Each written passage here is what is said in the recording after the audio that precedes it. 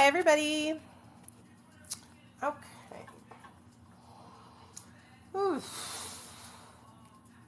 Hold on.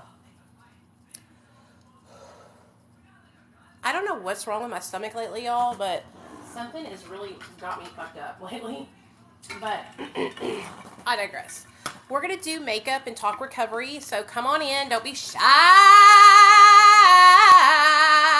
Come on in. Tell me your sobriety date. If you ain't sober, that's okay. Oh, oh. Recovery is the only way that you want to go because it's so much fun. Okay. Why am I like this? Why did you make me like this, God? Why did you make me like this? Okay. Are you a dried up bitch? Get your fucking water and stay hydrated. Okay. We gotta moisturize our face before we do anything. So we're gonna start right there at moisturization station. Moisturization station. Oh. Whoa. Okay. Enough, Nicole. Enough. Okay, let's do this, you guys. Moisturization station. Clinique Dramatically Different Moisturizing Gel for the win. Okay, what's up, everybody? What's going on up in these TikTok streets? Okay, as y'all can probably tell, I have not really been staying on TikTok a lot. It's fucking hella toxic for me, dude. I get in fights when I'm on TikTok, so I try to stay off of it as much as possible. Because I'm toxic as fuck, okay? Like, I'm not ever going to act like I'm not, and I'm not ever going to act like I'm better than you, okay? I'm a toxic ass bitch, and I can be petty Betty sometimes. So, when I get on TikTok and I start seeing people saying shit that's not true, and it just goes all over me. So, I'd just rather not be on TikTok and responding to all the damn comments of people calling me a body broker and calling people I know body brokers that they don't have any proof of and all that kind of stuff. So I haven't been like sitting on the app, but I have been making a lot of content over on YouTube and Facebook, doing Facebook videos, and Instagram videos, and I've been uploading podcasts galore. I have uploaded like 30 podcasts in the last month, like a podcast a day basically. And I'm buying a fucking mic so that way I won't blow y'all's ears out whenever y'all are listening to my podcast, because I know that my voice is like really strong, and some people have told me that I'm blowing their eardrums out.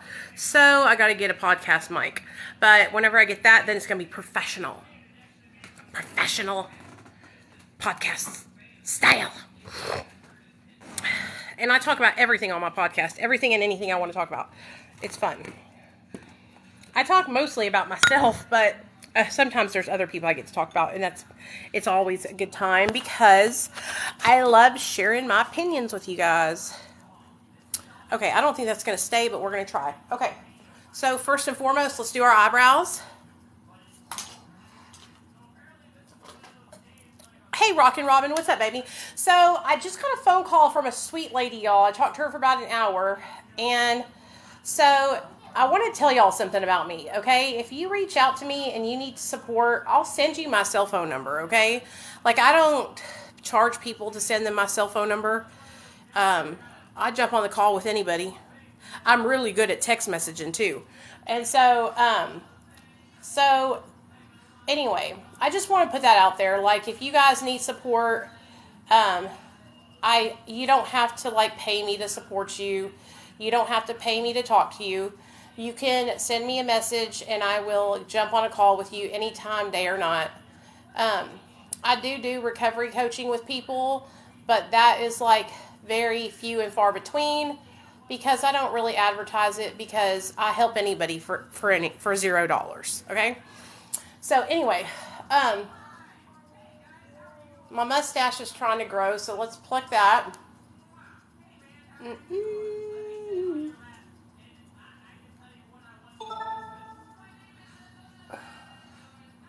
I have some stragglers on the chin, y'all. And if you're a woman, you understand my fucking struggles over here, because it's like I think I got the hairs plucked, and then all of a sudden, bam, another one pops up. And but they're not too bad. I get like one or two on my chin that are so fucking coarse. They're like razor sharp, dude. They're like cut a bitch fucking hairs.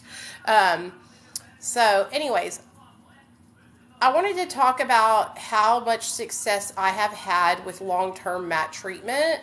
And I just wanted to share with you guys, for those of you guys that are thinking about trying Suboxone, or for those of you guys that have tried Suboxone or Methadone, and you are on it right now and you feel ashamed to be on it, I wanted to share with you guys all the success that I've had being on subs, and doing all the things I get to do to help other people on Suboxone. So I got on Suboxone when I had 30 days sober from drugs and alcohol. I was in treatment at a place called Oasis Renewal Center here in Little Rock, Arkansas, and I had been there for 2 weeks. And the first 2 weeks I was there, I was higher than a Betsy bug, bitch. I had snuck Xanaxes into the treatment center. So while I was in treatment, my husband and me were fighting for custody of our son, okay?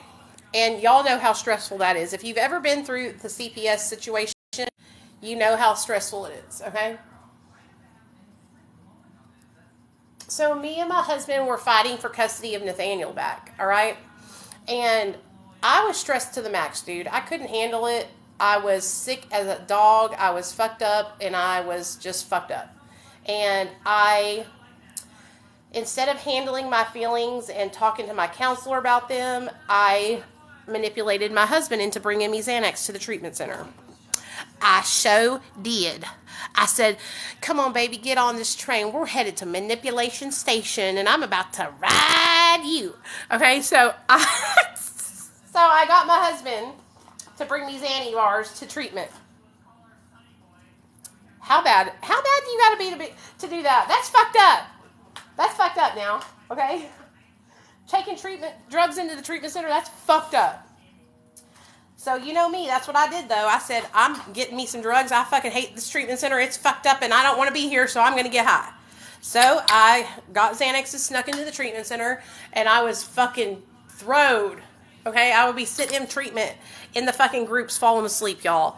Falling asleep in my chair. I fell asleep in a bowl of fucking Cheerios one morning while I was eating my breakfast. I had gotten Cheerios and milk and a whole thing, and in my Cheerios. And then they were like, girl, are you on something? And I was like, no, I'm not on anything.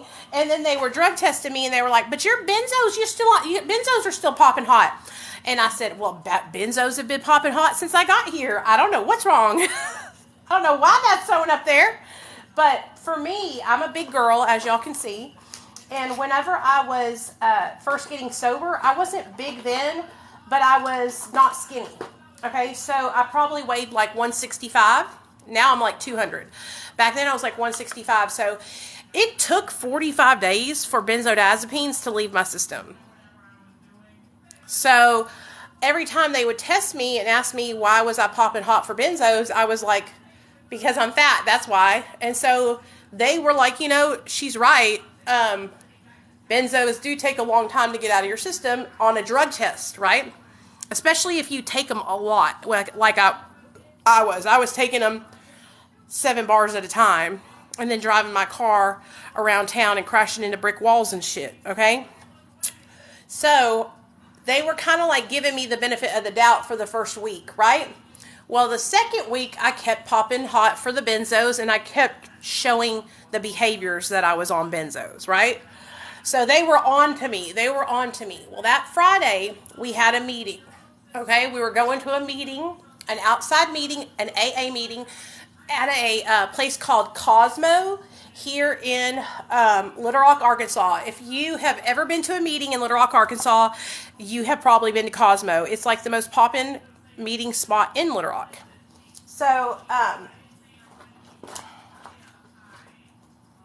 where did my damn sponge go? So, I'm at the Cosmo. Oh, yeah, here it is. And I'm calling my husband's from somebody's cell phone at Cosmo. And I'm like, you better drop me off those Xanax bars tonight. They need to be put underneath the rock by the tree in the front yard, by the entrance of the treatment center. And he's like, okay, I'm going to do it. And I'm like, okay, yes, right? So he goes and does it. Well, guess what? That fool took forever. And by the time we pulled back up from the meeting, he was driving out of the driveway. So I'm caught red-handed. Caught red-handed, my husband's truck pulling out of the driveway of the treatment center, and I'm over here looking at like everybody we're in the druggie buggy, okay, the white van that they drive you around in when you're in treatment, and everybody's looking at me and they're like, Nicole, isn't that your husband? And I'm like, I've never seen that man before a day in my life. I ain't never seen that man a day in my life. What are you talking about? Right? So they immediately, the little snitch-ass motherfuckers, in the van, there was like 4 guys that I was in treatment with who were little bitches, and they ran to see where my husband had been at and found a baggie full of Xanax bars over there by the rock underneath the tree waiting for me. So I'm caught red fucking handed. And the treatment center, they make me sweat. They're like, we're going to kick you out. You're going to get kicked out. Blah, blah, blah, blah, blah. And I'm like, okay, whatever. I'm going to do everything y'all tell me to do. I know that was wrong. I shouldn't have been sneaking Xanax bars in here. What do you expect? What do you expect? I was only in detox for 5 days. And when I got here, I was deathly ill from benzo withdrawal. But okay, I'm sorry. I won't do it again. So for 2 weeks, they made me carry around this crystal, okay? A quartz crystal. And that quartz crystal was for me to talk, okay? Anytime I wanted to talk, I had to raise this quartz crystal in the air, okay? And ask permission to speak. So that way, I would be more intentional with the things that I was saying out of my mouth, which, honey, if you ain't never met me in real life, you know I ain't embarrassed to talk about nothing. So I was raising that crystal anytime I had something to say. So I was walking around raising the crystal, talking. You know, nothing's going to stop me. So anyway, for 2 weeks, I went around raising the crystal, saying what I needed to say, doing what they asked me to do, jumping through the hoops, right? It was probably like 2 days before I was supposed to graduate treatment. They called me into their office, the main owner of the treatment center and the director and all that, and they said, we're not going to kick you out. You know, we did let your caseworker know that you were sneaking drugs in, but she wants to give you a chance, and we agree that you deserve to have a chance. And so we're not going to kick you out. So they let me stay for the next 2 days, and then I graduated. And I felt really remorseful. I felt really ashamed that I had been sneaking drugs into the treatment center because that's wrong and I shouldn't have done that, you know? Once I graduated treatment, though, my husband picked me up, and I'll never forget it. When he picked me up, he told me that he was on Suboxone. And I was like, man, why would you do that? Why would you get on subs when you know that we're fighting for our kid? You know, we're not going to get our kid back if you're on Suboxone. And he was like, Nicole, you know, anytime I've tried to get sober through AA or abstinence, right? I know, right, Ange? I know. Anytime that and this was also back in 2015, so you guys, you know, it might be different now. So he had gotten on Suboxone while I was in treatment, and I was really mad at my husband because I felt like he was trying to get over on the system, you know.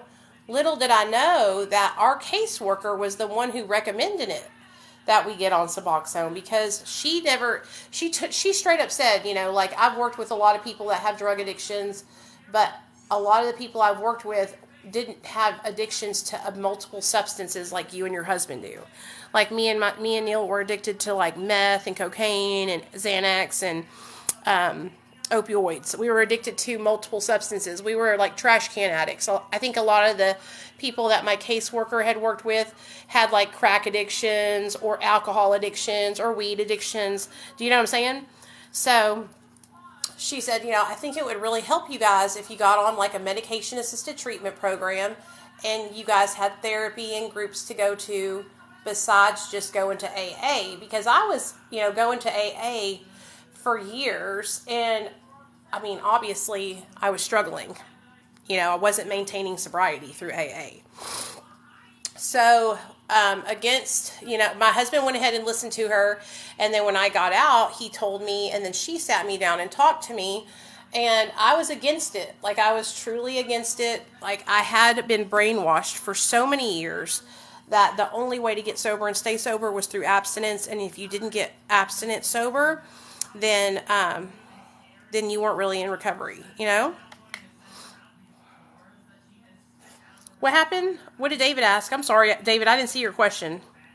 Oh, go ahead. What's your question, hun? I'm sorry. I was doing my makeup, so I wasn't paying attention to what y'all was saying. Sorry about that. What is your question, hun?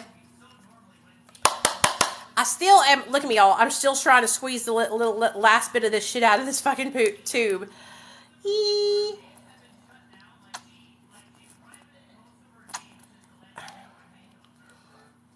This is MAC Face and Body. It's really good. I really love it. So, I went ahead and I got on subs, and it ended up saving my life. And it's the best decision I ever made in my whole entire life when it came to my sobriety. I finally did something different, something for me. I didn't listen to what other people were telling me. And I did what was best for me. And I'm so glad I made the decision, y'all, because for so many years, I had been listening to what other people said recovery was. For so many years, I had, been trying to do it the way people recommended to me. And it just wasn't working, dude. It just wasn't working.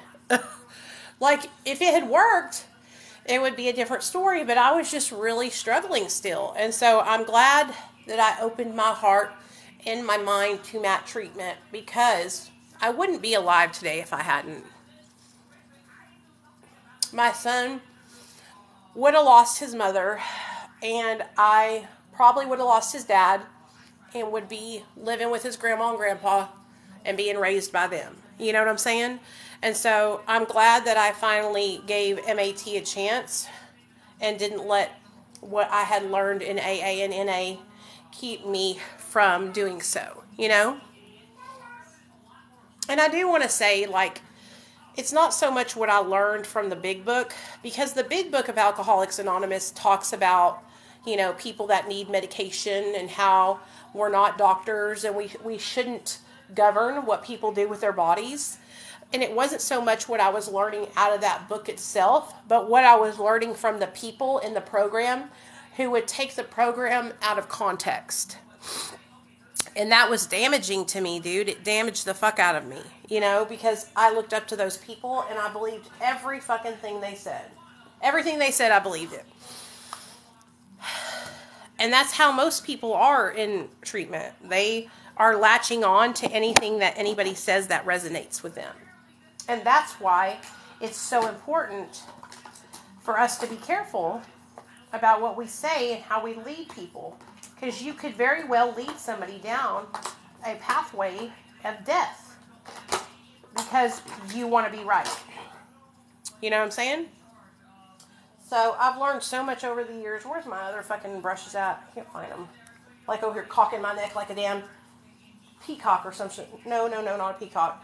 One of those damn birds. Anyways, it don't matter.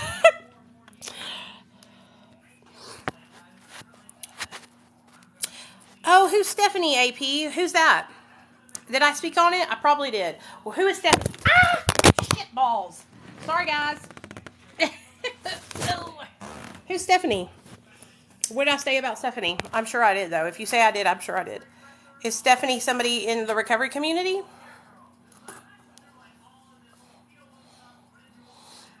My nails are longer, so I have to be careful, y'all, because I can't get in my little pot of concealer like I used to.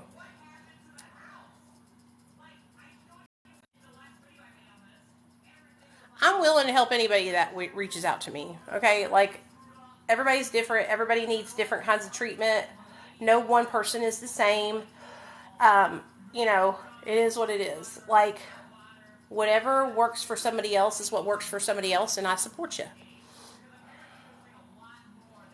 Oh, Steph! Yeah! Oh, girl, I love her. I love her. So, yeah, I spoke on that because I felt like, of course she was going to relapse. No offense to the traveling twins. Like, I love them. I have their phone number. I texted Wendy and talked to her and checked on her and told her how much I care about her. But, of course, that girl was going to relapse. She wasn't doing nothing to stay sober. You can't just stop using drugs and throw yourself into working a job. That's not how it works. Okay? That's not how you stay sober. Okay? What she needs to do is get sober, work her little 20-hour job, be in therapy, be in group classes, doing outpatient or some kind of treatment, group therapy or some shit like that. Like, of course she was going to start drinking. She got bored. She got off work from her job where alcohol is probably served. And she fucking got bored and started drinking. Yeah, baby. Can I call OJ on your phone? I'm on that phone right now. On your phone. Yeah, my phone's plugged in right there. You know what I'm saying? So I don't understand, like, what's the big surprise? You know? It wasn't a surprise to me at all, and I know it wasn't a surprise to to Wendy at all either. I don't know about Cindy now. I don't talk to Cindy as much as I talk to Wendy, but I'm pretty sure Cindy feels the same way. Like, they both saw it coming. You know, she started drinking. She wanted to take her mental health medications. All that kind of stuff. So I need him to join this thing. It's a Roblox game where you have to create like a base. Mm-hmm. And no one has joined my base. So I want to invite OJ so you can. There you go. Oh. The person you are trying to reach is not accepting calls at this time. Oh, weird. Please try your call again later. Maybe he's at work?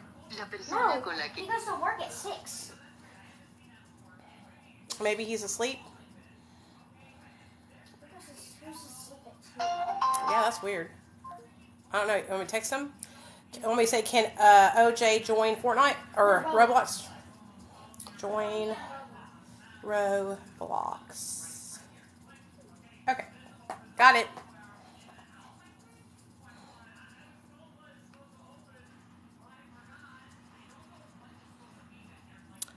It's hard. It's hard work. And so you have to find things to, like, fill your time, you guys. So, like, you went from, like, what was filling your time before, Shauna? Drugs, right? Drugs, seeking drugs, hanging out with people who are using drugs. So now that you're in recovery, you got to find other things to fill your time with, right? And so it's totally normal to have triggers and to think about using. Just double down on... Oops, sorry guys. Double down on your recovery things, right? Call your friends that are in recovery, go to meetings, go out to your parents' house and hang out with them. I don't know if you're close with your family, but I know that that's one thing that helped me in early recovery was like going and hang out at my mother and father-in-law's house with them and doing stuff with them on the weekends with my husband. I made a little meditation group when I was in early recovery with other women where we would jump on the phone in the morning and do like our morning meditation, and that really helped me a lot.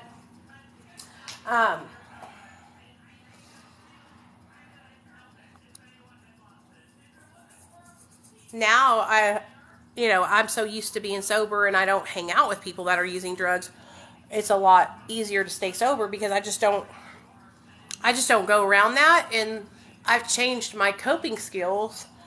So, like, now when I have a bad day, my first thought isn't, oh, I need to go get high. My first thought is, okay, I'm having a bad day. Self-care, right? Let's do some self-care. Let's take a nice hot bath and do my nails, which I'm fixing to do my nails after I get off the phone with you guys. Do my nails and make myself feel beautiful and things of that nature to help me stay the course, you know?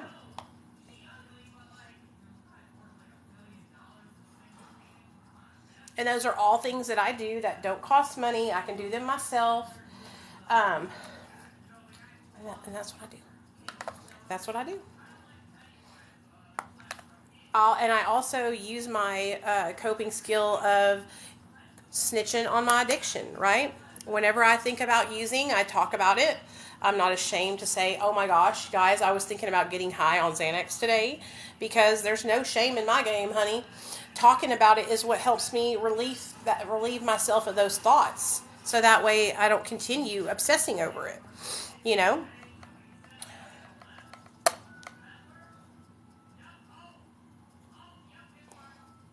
You got to use your tools that you have learned over the years. You got to use those tools. If you don't use them, then they're not going to be any good to you, you know? You have to use the tools that you have been taught.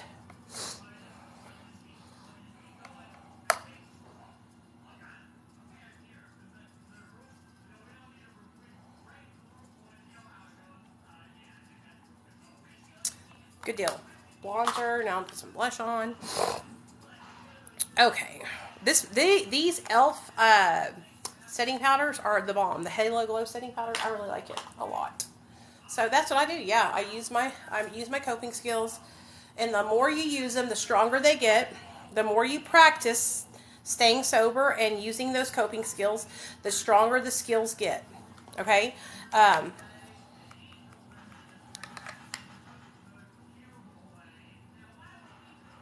Practice makes perfect. Just like I talked about retraining the brain when it comes to triggers, you know, things that we think about like using. I used to be so triggered by syringes. Now I have a box of 100 in my house because I have to give my dog shots, insulin shots. You know, like if I can overcome something that had so much of a negative impact on my life, okay, then anybody can do it. Okay, anybody can do it. Now I'm working on my addiction with food, you know, and trying to overcome that and eat healthy. You know, anybody can do it, you guys. If I can do it, you can do it. How much do you want to do it? How much do you want to be better? Do you want to be better? You know, like really start focusing on changing their behaviors and changing the people, places, and things that you hang out with. Like, if you are expecting to stay sober, but you're hanging out with Tom, Dick, and Harry who are shooting dope still, like, I'm looking at you out the side of my neck. I'm looking at you like, what do you really want to do? You know? And those were some of the biggest mistakes that I made in my early sobriety, was hanging out with people that were still getting high. You know? That's why I don't hang out with people that are getting high anymore. I have nothing in common with people who are still using drugs. Except for that I used to use drugs. You know? Oh, I love this color. So pretty.